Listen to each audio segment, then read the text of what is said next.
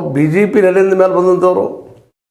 ಇವರು ಸೌದಿಯವರು ಸಮಾಜವಾದಿ ಪಕ್ಷದಿಂದ ಅಥವಾ ನಮ್ಮ ಜನತಾದಳದ ಮೇಲೆ ಬಂದಂಥವ್ರು. ನಂತರ BJP ಆದರು, ಈ ಕಾಂಗ್ರೆಸ್ ಆದರು. ಆದರೂ ನಮ್ಮ ಏರಿಯಾದಲ್ಲೇ ಒಂದಿಷ್ಟೇನು ಕೆಲಸ ಮಾಡಿಕೊಂಡ್ರು. ಅವರೆಲ್ಲ ಪರಿಚಿತರಿದ್ದಂಥವ್ರು. ಈ ಸಡನ್ ಏಕಾಏಕಿ ಜಗದೀಶ್ ಶೆಟ್ಟರ್ ಅವರು ಯಡಿಯೂರಪ್ಪ ಮಾತು ಕೇಳಿ ಮತ್ತೆ ಮಾತು ಕೇಳಿ ಜಗ ಹೋದ ತಕ್ಷಣ ಸಹಜವಾಗಿನ ಇಲ್ಲಿ BJP ಹೋದ ತಕ್ಷಣ ಕಾಂಗ್ರೆಸ್ಸಿಗರಲ್ಲೂ ಸಹಿತ ಆತಂಕ ಶುರುವಾಗಿದೆ. ಈ ಲಿಂಗಾಯತ್ ಹುಡುಗರು ಮತ್ತೆ ಚೇಂಜ್ ಆಗ್ತಾವೋ ಏನೋ, ಸ್ವಲ್ಪ ಪರಿಣಾಮ ಆಗ್ತದೋ ಏನೋ ಅನ್ನೋ ಕಾರಣಕ್ಕಾಗಿ ಏನಾದರೂ ಮಾಡಿ ಅವ್ರು ಇಟ್ಕೊಳ್ಬೇಕು ನಮ್ಮಲ್ಲೇ.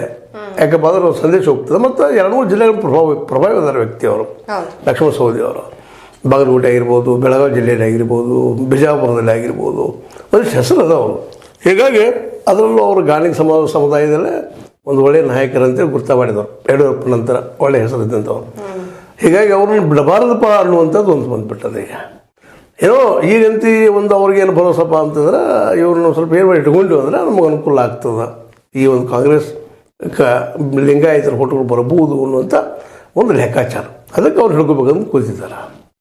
ಓಕೆ, ಇವಾಗ ಒಂದು ವೇಳೆ ಇವರನ್ನ ಉಳಿಸ್ಕೊಳ್ಳುವಲ್ಲಿ ಅವರು ವಿಫಲರಾದರೆ ಸರ್?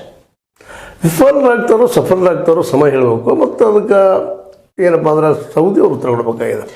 ಸೌದಿ ಆಫರ್ಸ್ ನೋಡ್ರಿ, ಒಂದನೇದ್ದು ಕಾಂಗ್ರೆಸ್ನಲ್ಲಿ ಕರ್ನಾಟಕ ಒಂದು 2-3 ರಾಜ್ಯಗಳನ್ನು ಬಿಟ್ಟರೆ ಮತ್ತೆ ಎಲ್ಲಿ ಅಂತ ಹೇಳೋ